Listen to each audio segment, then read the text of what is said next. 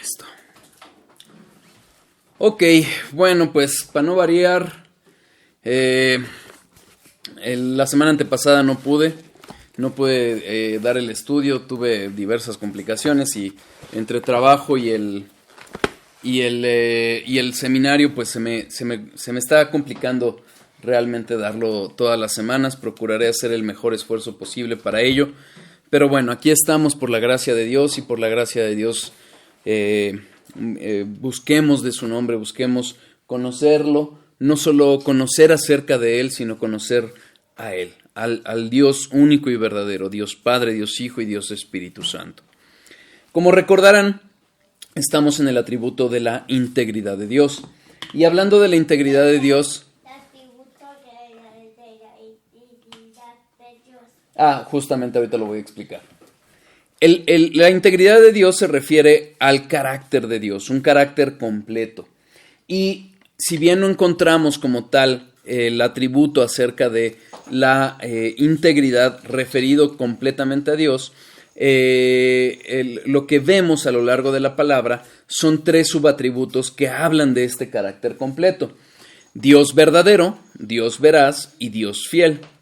Al hablar ya hemos hablado a lo largo de varios estudios acerca de este punto. De hecho, creo que este es el 25, no es cierto, 37 acerca de la integridad de Dios. Y por obvias razones no vamos a poder repasar todo ello, pero sí el de la fidelidad en la medida de lo posible. Comenzamos a hablar acerca de la fidelidad de Dios en cuanto a que Dios es fiel a sí mismo, es fiel a lo que ha hablado, es fiel a su carácter. Sin duda Dios es soberano, Dios es todopoderoso, pero también Dios es bueno y misericordioso. Y al ejercer su poder, al ejercer esa santidad suya, esa justicia suya, siempre lo hará apegado a todos sus atributos. ¿Ok? Vimos cómo a través de la vida de Abraham, cómo él fue viendo y descubriendo, viviendo esa fidelidad de Dios y pudo confiar y descansar plenamente en él.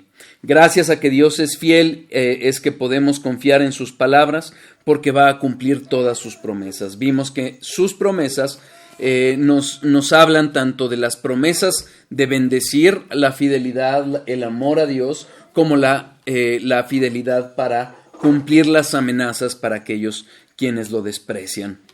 Justamente la palabra para fidelidad es emet en hebreo, y que refiere a esa estabilidad, a esa confiabilidad en quien podemos descansar, que es Dios. Dios siempre va a hacer lo que promete. Vimos cómo podrá retrasar su promesa, pero no dejarla de cumplir. Podrá sustituirla por algo mejor, pero nunca va a dejarla de cumplir. Vimos también cómo Dios es fiel gracias a que tiene un pacto, a que llevó a cabo un pacto y ha llevado pactos con el ser humano y ha cumplido todos ellos. Y el mejor ejemplo es Jesucristo, que pese a la infidelidad del ser humano, pese a la desobediencia del ser humano, Dios cumplió y Dios mandó a su Hijo para que en él halláramos el cumplimiento de todas sus promesas. Vimos el otro aspecto de la fidelidad de Dios, en el sentido de que no solo debemos de percibir la fidelidad de Dios como lo ven los carismáticos y los pentecostales, en el sentido de que vamos a ser bendecidos, sino también en el sentido de que vamos a encontrar el cumplimiento de las amenazas de Dios para la desobediencia.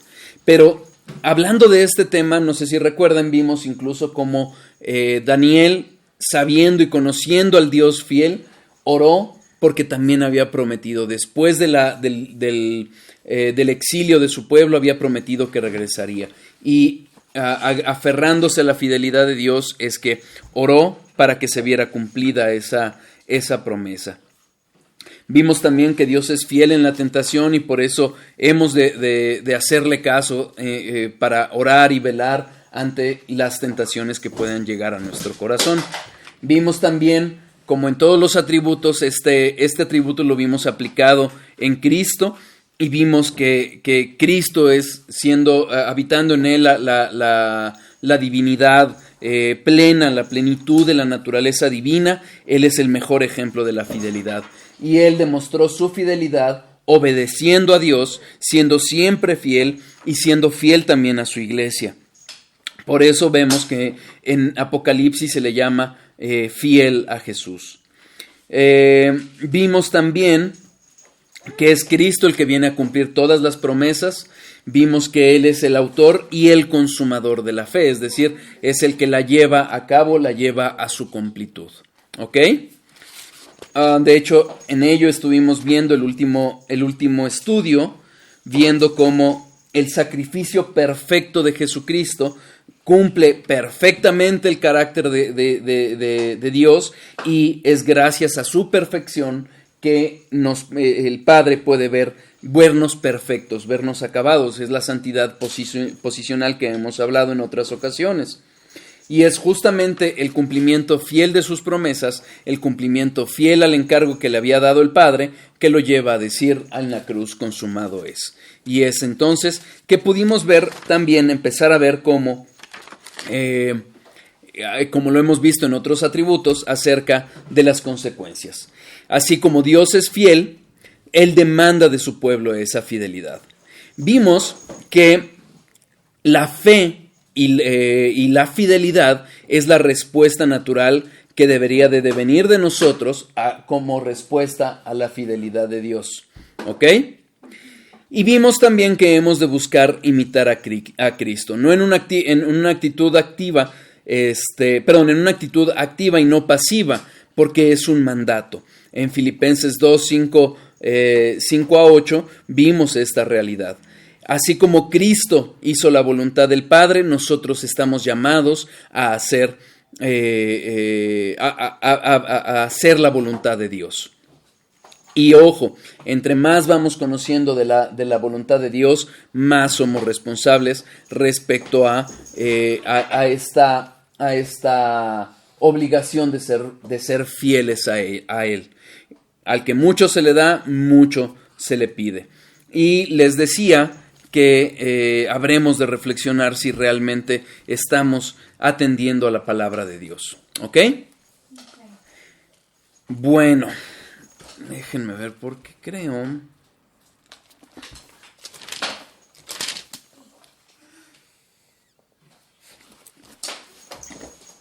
Respecto a esta forma de responder a la palabra de Dios, no sé si tuvieron oportunidad de ver en el estudio que subí. Si se han fijado, subo las anotaciones que tengo para dar el estudio. Y el punto al que les llamaba a reflexionar respecto a esto que vamos conociendo de Dios y si realmente estamos viviendo conforme a la voluntad de Dios, había anotado mal la cita, había anotado Juan 6:46. Pero fíjense, es Lucas 6:46. ¿Por qué me llamáis Señor, Señor, y no hacéis lo que yo digo? Ese es un cuestionamiento que debemos de hacer. Si realmente estamos llamando a Jesucristo como Señor, si realmente de nuestra boca estamos orando y estamos pidiéndole a Dios en su nombre, reflexionemos si realmente nosotros estamos viviendo conforme a su voluntad. Llamémosle Señor, Señor, pero también vivamos conforme a esa verdad, es decir, hagamos su voluntad. Y para hacerlo, para poder llevar a cabo este cumplimiento, hacer la voluntad de Dios, lo que necesitamos es poner los ojos en la eternidad. Acompáñenme a Hebreos 11:26. Hebreos 11:26.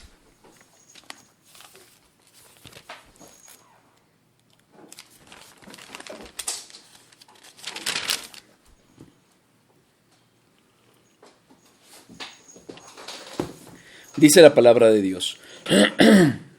Vamos a leer desde el 24. Por la fe, Moisés, hecho ya grande, rehusó llamarse hijo de la hija de Faraón, escogiendo antes ser maltratado con el pueblo de Dios que gozar de los deleites temporales del pecado, teniendo por mayores riquezas el vituperio de Cristo que los tesoros de los egipcios, porque tenía puesta la mirada en el galardón.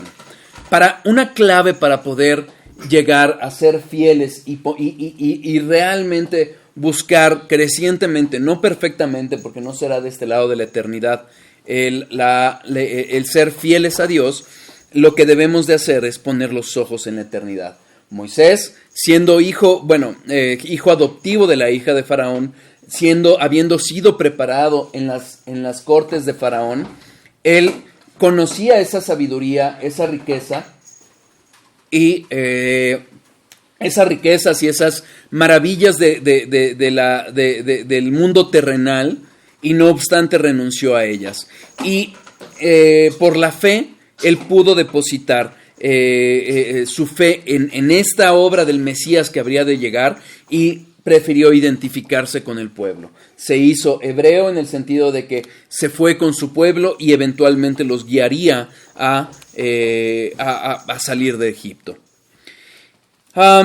Pedro llegó, llamó, si recuerdan, cuando Jesucristo les hace el anuncio acerca de que él, como el Mesías, habría de sufrir el sacrificio, la pasión que lo llevaría a eventualmente poder declarar, como lo vimos en el estudio pasado, tetelestai, cumplido está, él tenía que padecer, él tenía que morir. Y viendo ello, ¿cuál fue la respuesta de Pedro? Pedro, en su soberbia, pero siempre viendo las cosas de este mundo, trató de llamar a Jesucristo fuera de la voluntad del Padre. Acompáñenme a Mateo 16, 23.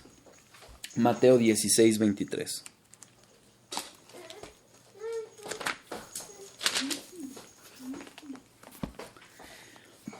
Vamos a leer desde el 21.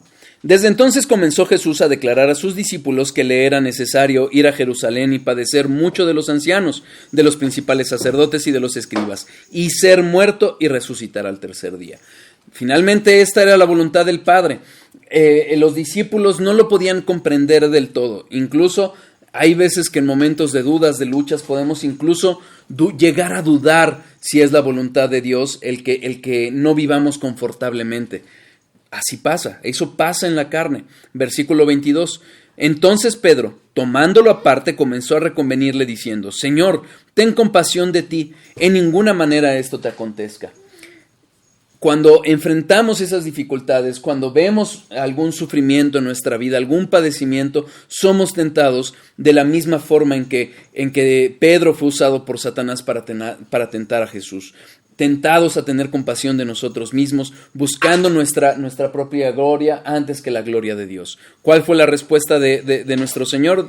Dijo, pero él, volviéndose, dijo a Pedro: Quítate de delante de mí, Satanás, me eres tropiezo, porque no pones la mira en las cosas de Dios, sino en las de los hombres.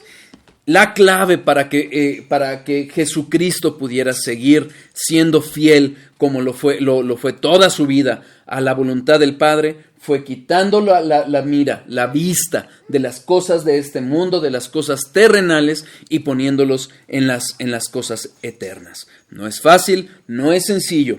Tenemos los medios de gracia y sobre todo al Espíritu Santo de Dios para poder llevar a cabo esta tarea.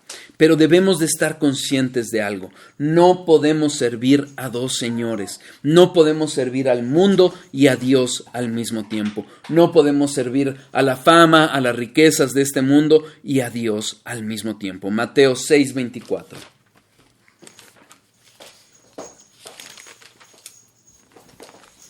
Ninguno puede servir a dos señores, porque o aborrecerá a uno y amará al otro, o estimará al uno y menospreciará al otro. No podéis servir a Dios y a las riquezas. Tenemos que tener mucho cuidado de nuestro corazón, mucho cuidado para saber a qué debemos de atender, en qué debemos de poner nuestra atención y en quién debemos de descansar nuestra fe. En las cosas terrenales, en lo que podemos recibir en este mundo, en la comodidad, en la paz artificial de este mundo, o en la verdadera paz, en las bendiciones eternas que son las de Dios. Nuestra fidelidad es muy importante para Dios. Apocalipsis 2:10. Apocalipsis 2:10. No temas en nada lo que vas a padecer. He aquí, el diablo echará a algunos de vosotros en la cárcel para que seáis probados, y tendréis tribulación por 10 días. Sé fiel hasta la muerte y yo te daré la corona de la vida. Dios no se toma en poco el pecado que llegamos a cometer. No confundamos la paciencia de Dios con la tolerancia, pero no tengamos en poco el preferir las cosas de este mundo, el darle preferencia en nuestro tiempo, en nuestra forma de vivir, en nuestra forma de pensar a las cosas de este mundo, a los engaños de este mundo, frente a lo que Dios nos enseña. Dios toma en gran importancia esa fidelidad. Y así como probó, como nos prueba a nosotros a través de las tribulaciones, así probó a nuestro Señor Jesucristo. Hebreos 2:14.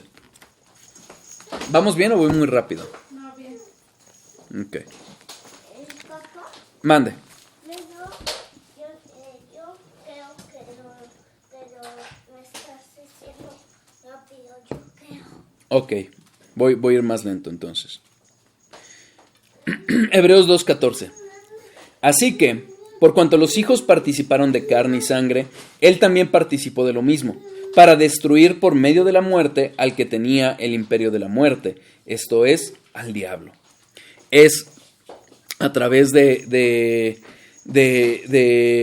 que Cristo vino y probó efectivamente el vivir en la carne, que él eventualmente llegó a comprobar cómo habría de ser esa obediencia.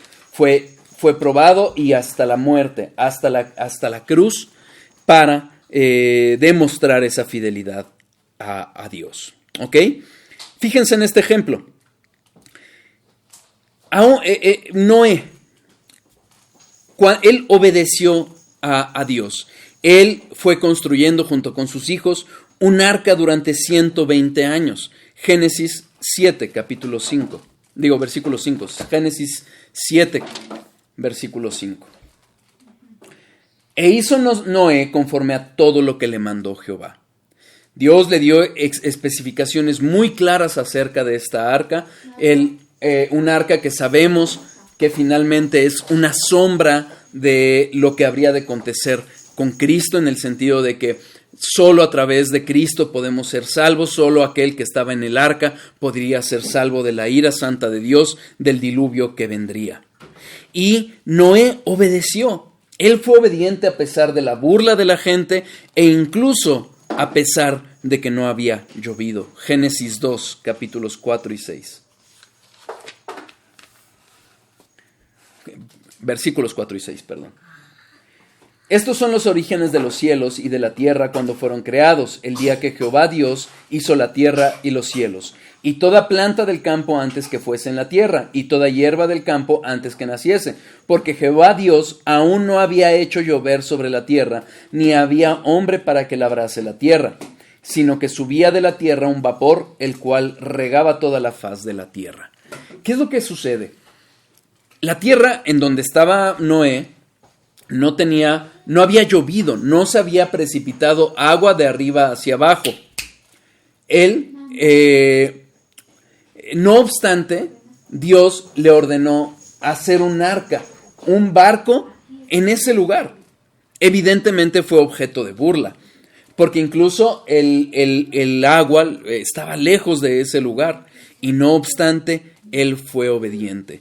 Este mundo se va a burlar de nosotros. Este mundo va a burlarse de aquello que no ve con sus ojos. Pero nosotros estamos llamados a ser fieles, a ver con los ojos de la fe que nos ha dado Dios y que nos muestra a través de su palabra.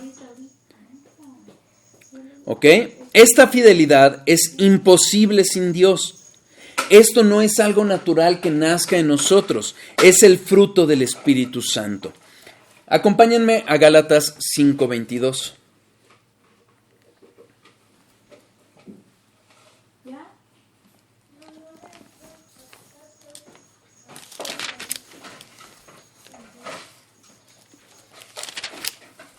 Mas el fruto del Espíritu es amor, gozo, paz, paciencia, benignidad, bondad, fe, mansedumbre, templanza. Contra tales cosas no hay fe. ¿Dónde está la fidelidad? La misma palabra que se usa para fe, se usa para fidelidad.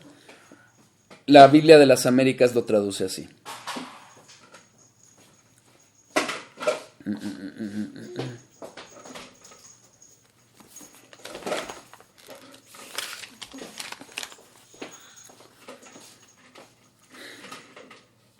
Mas el fruto del Espíritu es amor, gozo, paz, paciencia, benignidad, bondad, fidelidad, mansedumbre, dominio propio. Contra tales cosas no hay ley. Ambas traducciones son válidas, es la misma palabra, pero justamente por eso en el estudio pasado les leía esta frase de Mark Jones que dice: nuestra fe es respuesta a la fidelidad de Dios. Sin duda, si nosotros vemos la fidelidad de Dios, estamos llamados a confiar, a descansar en Él. Pero esa confianza, como lo maneja Santiago, no es una fe que nada más es de dientes para afuera. Es una fe que se muestra con las obras, es decir, que va a ser una fidelidad obediente de nuestra parte. Pistis, el griego pistis, es credibilidad o convicción de la verdad. Confianza en Cristo para salvación. Ese es el llamado al que nosotros estamos, a creer en su palabra, a tener convicción de lo que Él ha dicho y a confiar en Él para salvación. Hebreos 11:1. Hebreos 11:1.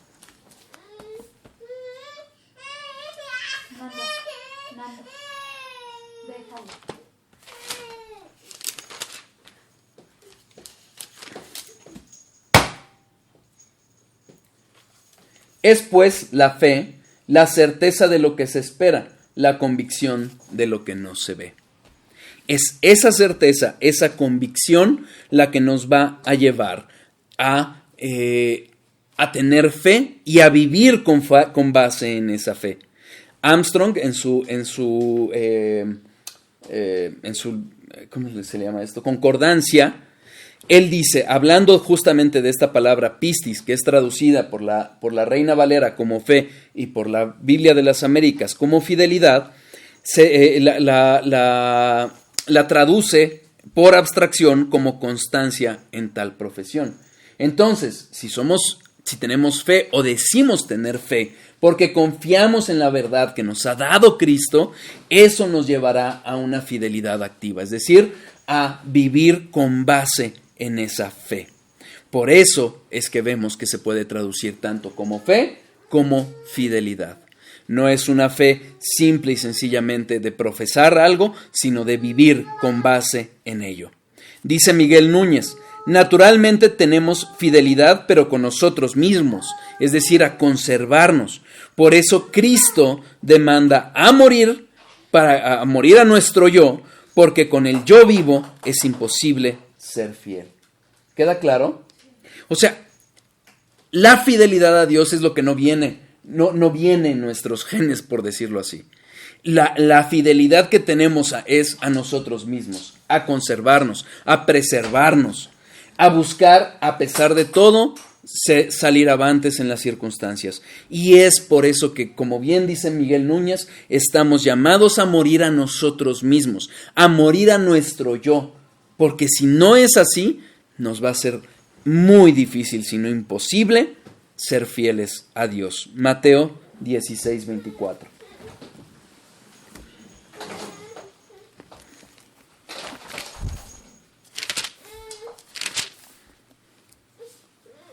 Entonces Jesús dijo a sus discípulos, si alguno quiere venir a mí, en pos de mí, niéguese a sí mismo, tome su cruz y sígame.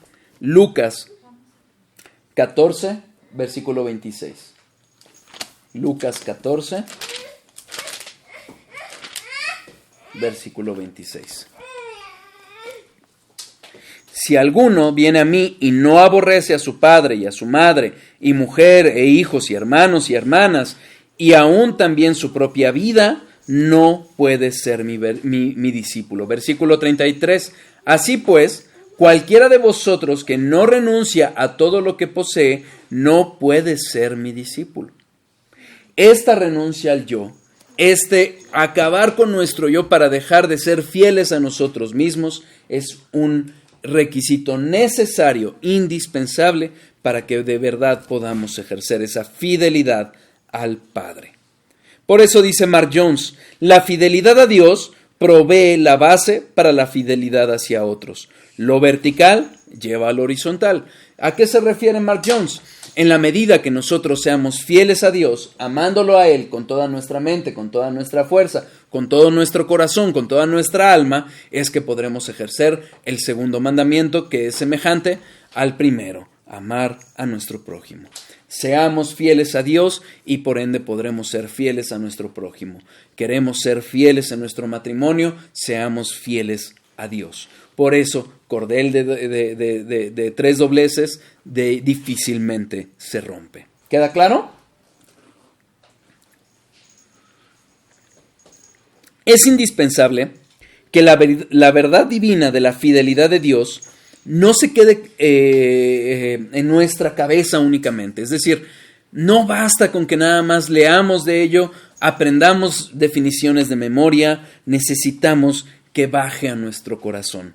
Como dice Arthur Pink, es el fundamento de nuestra confianza. Es decir, en la medida en que esa fidelidad de Dios, esta realidad acerca de Dios fiel, que baje a nuestro corazón, va a ser el fundamento de nuestra confianza. Una cosa es aceptar la fidelidad de Dios como una verdad divina y otra, muy distinta, obrar de acuerdo con ella.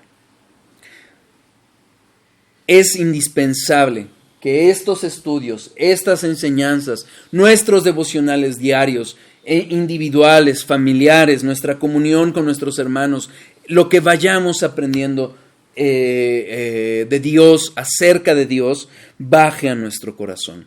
Necesitamos los medios de gracia para que sea así que podamos vivir, obrar conforme a la verdad divina que nos es mostrada. Hay momentos en que va a ser muy difícil creer. Hay momentos difíciles. En el devocional familiar estamos viendo la huida de Jesús con José y María a Egipto, y una de las reflexiones que algunos comentaristas hacen es que imaginemos a José y María que les dicen que este niño que fue concebido en el vientre de María, que había nacido, es el Hijo de Dios, el Mesías prometido, y no obstante viene la necesidad de huir. Fue probada su fe. Así nuestra fe también va a ser probada. Vamos a tener tiempos difíciles, circunstancias. Incluso vamos a querer ser guiados por nuestros sentimientos para hacernos dudar. Pero, como dice Pink, para el entendimiento carnal es difícil armonizar los reveses de la providencia con sus gratas promesas. Pide gracia a Dios para prestar oído a la siguiente admonición o amonestación. Acompáñenme a Isaías 50:10. Isaías 50:10.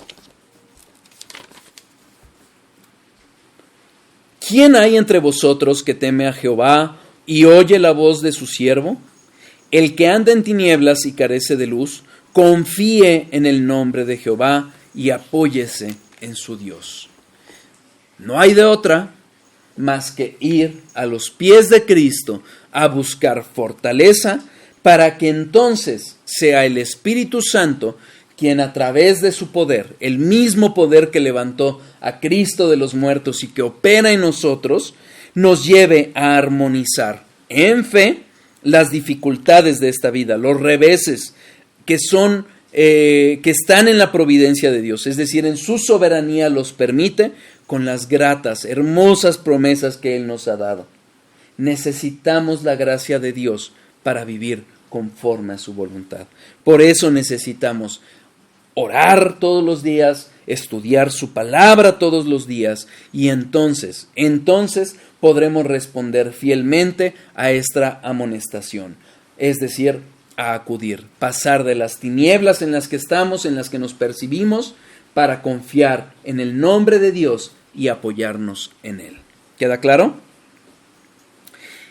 En su tiempo, dice W. Pink, que Él nos explicará. Quizás no en todas las realidades, pero veamos este ejemplo, Juan 13:7. Juan 13:7.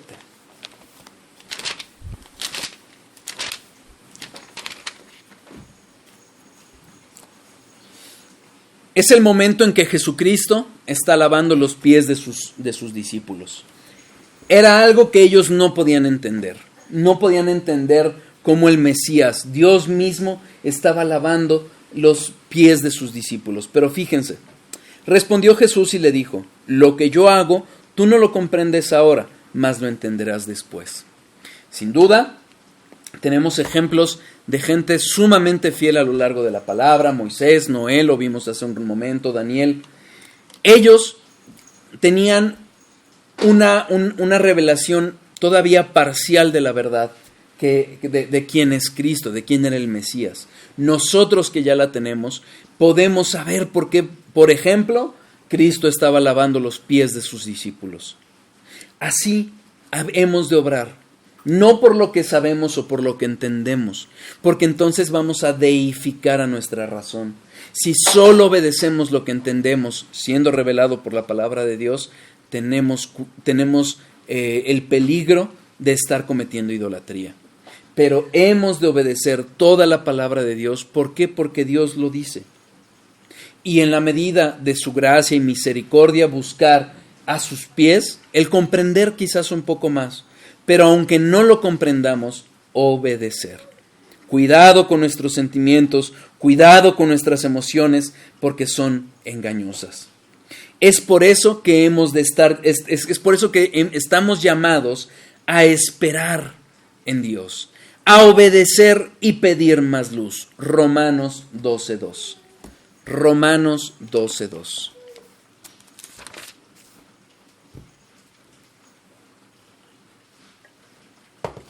No os conforméis a este siglo, sino transformaos por medio de la renovación de nuestro entendimiento.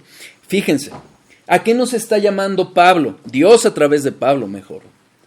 ¿A qué nos está llamando? A que nuestra mente, nuestro corazón sean transformados por medio de la palabra de Dios.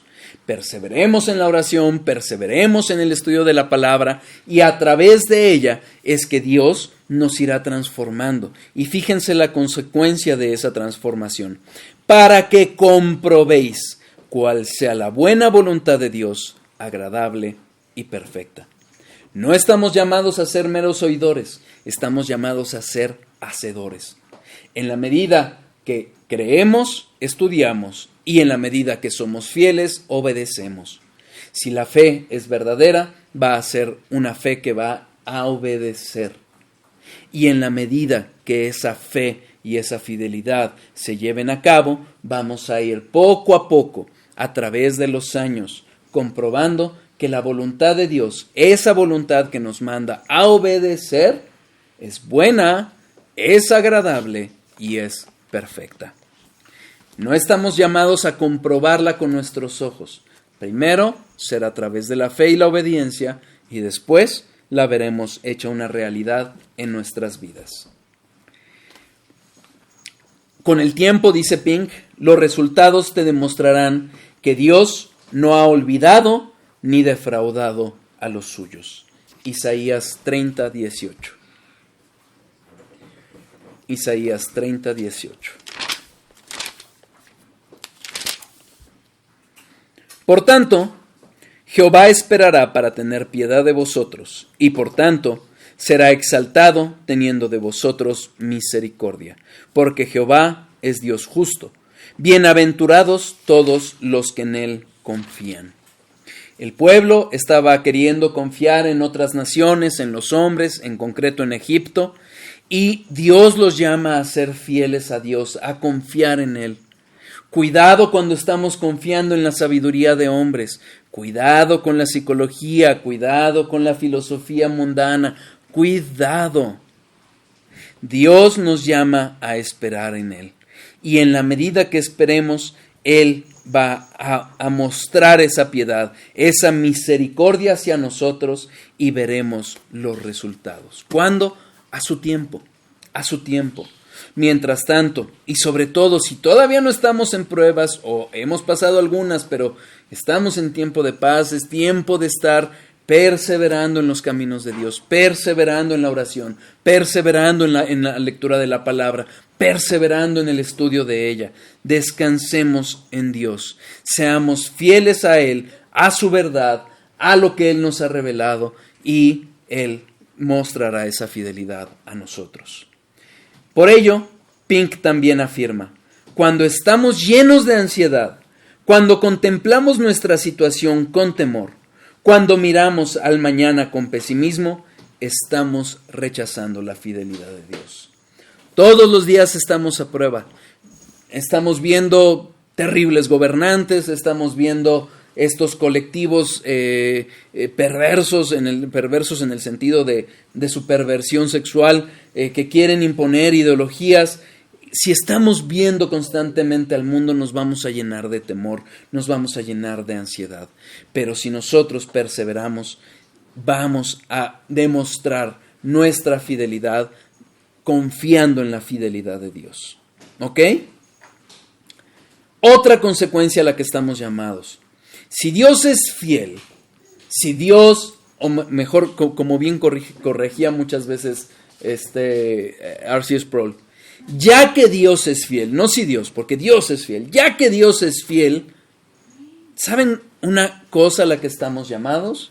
A arrepentirnos, a confesar nuestros pecados, porque Dios es fiel y justo para perdonar nuestros pecados. Primera de Juan 1:9. Primera de Juan 1:9.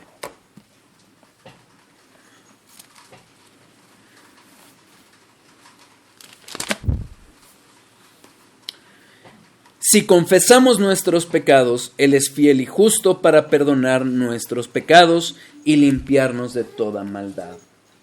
La confesión no es otra cosa más que el ponernos de acuerdo con Dios. Homologueo es el término griego. Es estar de acuerdo, confesar con nuestra boca lo que Dios nos ha mostrado con su palabra. Si Él nos ha mostrado a través de ella conductas que son pecaminosas, vayamos a sus pies y confesémoslas. Él es bueno, Él es fiel y justo para cumplir su promesa. Él es fiel para cumplir la promesa de perdonar. Es, por decirlo menos, agotador, no solo inútil, sino además agotador el pretender ganarnos el favor de Dios o su perdón por medio de buenas obras, haciendo cosas correctas, haciendo donaciones, ayudando a los pobres, ayudando a los enfermos. No es suficiente. Es solo en Cristo que vamos a alcanzar el verdadero descanso. Mateo 11:28. Mateo 11:28.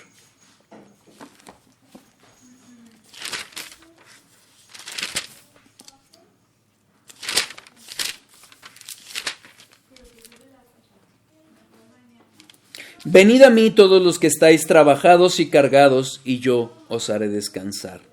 Llevad mi yugo sobre vosotros y aprended de mí, que soy manso y humilde de corazón, y hallaréis descanso para vuestras almas, porque mi yugo es fácil y ligera mi carga. Acudamos a Cristo. Solo la obediencia perfecta de Jesús nos puede dar verdadero descanso. Por eso, Primera de Juan 1:9 que leímos dice: Dios es fiel y justo para perdonar nuestros pecados. ¿Por qué justo? Porque ya cargó en Jesús el castigo de nuestros pecados. Dios es fiel y justo. Vayamos, confesemos nuestros pecados a Dios, pidamos perdón. Dice A.W. Tozer: cuando lee su Biblia, en lugar de andar preguntando al respecto, dígase a sí mismo: Dios escribió esto, Dios es fiel, Dios no puede mentir. Por eso dice Primera de Juan 2:1. Primera de Juan 2:1.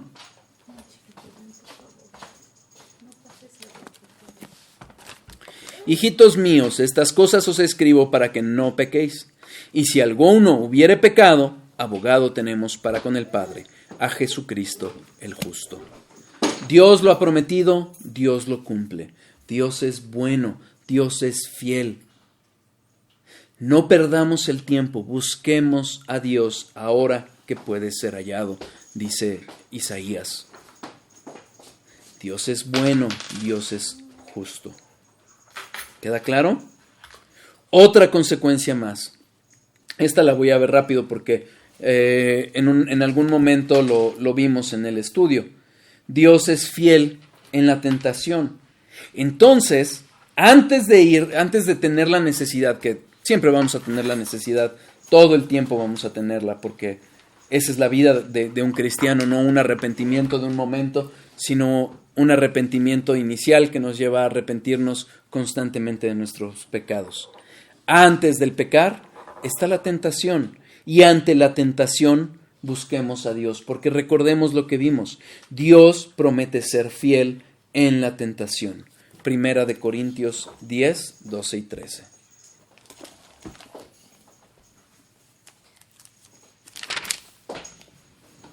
Así que, al que piensa estar firme, mire que no caiga. No os ha sobrevenido ninguna tentación que no sea humana, pero fiel es Dios, que no os dejará ser tentados más de lo que podéis resistir, sino que dará también juntamente con la tentación la salida para que podáis soportar. Dios es fiel en sus promesas, y entre ellas ha prometido ser fiel ante la tentación. Acudamos a Él. Recordemos el llamado que hizo Jesús a sus discípulos y que hoy nos hace ahora. Oremos y velemos. No estemos a nuestras fuerzas. Dios es fiel y es bueno. Lucas 22:40. Lucas 22:40.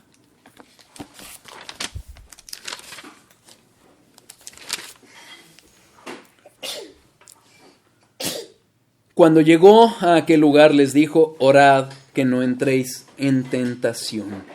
Versículos 45 y 46. Cuando se levantó de la oración y vino a sus discípulos, los halló durmiendo a causa de la tristeza, y les dijo: ¿por qué dormís? Levantaos y orad para que no entréis en la tentación. Acuérdense, si nosotros pecamos es porque nosotros fuimos soberbios. En lugar de acudir a Dios en oración, pretendimos sobrevivir por nuestras fuerzas. Proverbios 16:18.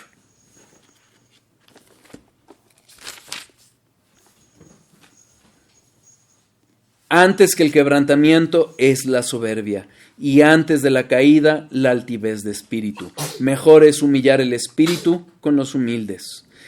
Necesitamos humildad para ir a los pies de Cristo, reconocer nuestra debilidad y buscar y encontrar en Él la fortaleza para salir adelante. Recordemos lo que les comentaba, que advierte John MacArthur.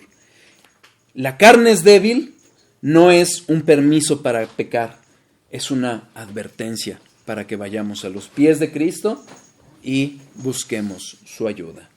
¿Queda claro? Sí. Mañana, en el siguiente estudio acerca de este tema, creo que el siguiente toca devocional familiar. Entonces ya continuaremos con las últimas consecuencias y ya creo que en el siguiente estudio terminamos la fidelidad de Dios. Vamos a orar.